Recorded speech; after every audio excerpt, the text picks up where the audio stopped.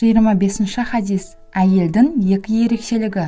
Абдуллах бин Омардың Алла оған разы болсын айтуынша, Хазіреті пайғамбар, Алланың оған игілігімен сәлем болсын: ей әйелдер қауымы, садақа беріңдер, көбірек кешірім сұраңдар.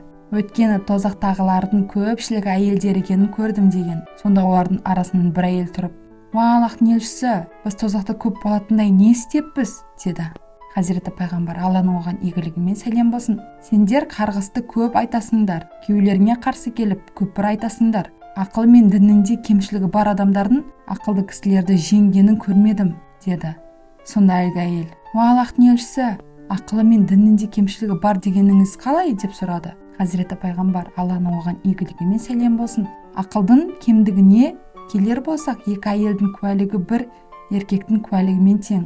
Ақылдың кемдігі осы: әйелдер бірнеше күн намаз оқымайды, Рамазан айында да бірнеше күн ораза тұтпайды. Діндегі кемшілігі дегенім осы, деп жауап берді. Хадиске түсініктеме.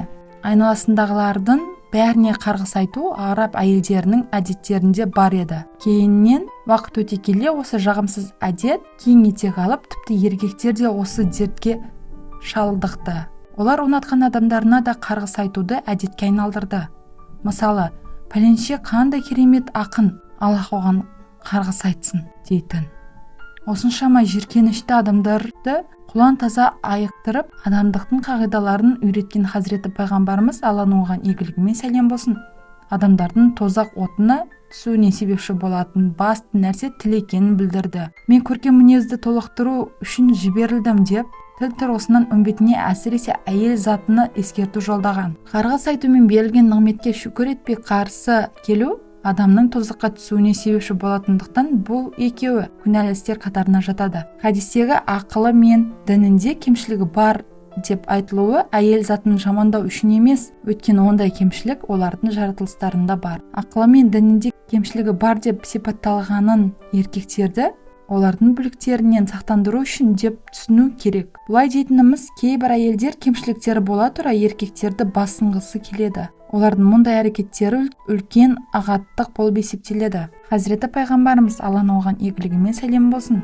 олардың осындай қылықтарына таңданатындығын хадисте ашып айтқан. Осы хадисте ақыл мен дінінде кемшілігі бар деп барлық әйел затын меңзеген.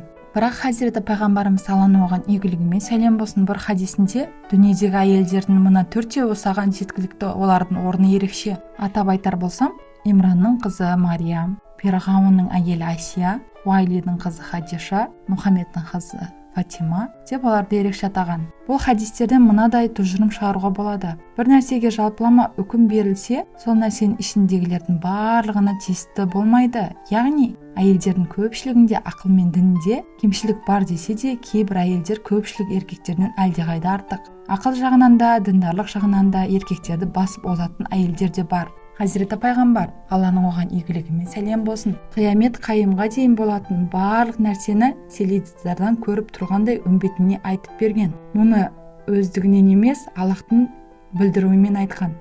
Яғни тозақ пен жұмақты көруі әрі тозақтағылардың көпшілігінің әйелдер екендігін көру соның нәтижесі. Сондықтан да мұсылман әйелдерді садақа беруге, қайырлы іс істеуге, кешірім сұрап, жалбарынуға шақырған. Сонымен қатар берілген нығметке шүкір етпей қарсы шығу мен қарғыс айтудың үлкен күнә екенін білдіріп, мұсылман әйелдерді мұндай істерден тыйған. Хазіреті пайғамбарымыз, Алланың оған игілігімен сәлем болсын, бір хадисінде: кімде-кім бір нәрсеге қарғыс айтса, сол қарғыс аспанға көтеріледі, аспанның қақпалары жабылады, содан кейін жерге түседі де қарғысты қабылдамайды. Кейіннен қарғыс оңды солы жүреді, тұрақты орын таппағандықтан қарғыс айтылған адамға барады. Егер ол адам қарғысқа лайық болса, сонда қалады. Егер лайық болмаса, қарғысты айтқан адамның өзіне бар деп жөн жосықсыз сөйлеуден және де қарғыс айтудан барша мұсылмандарды, соның ішінде әйелдерді тоқтатқан. Қазақта айтылған сөз айтылған оқпен тең. Демекші, әрбір сөйлеген сөзімізге ерекше мән бергеніміз жөн.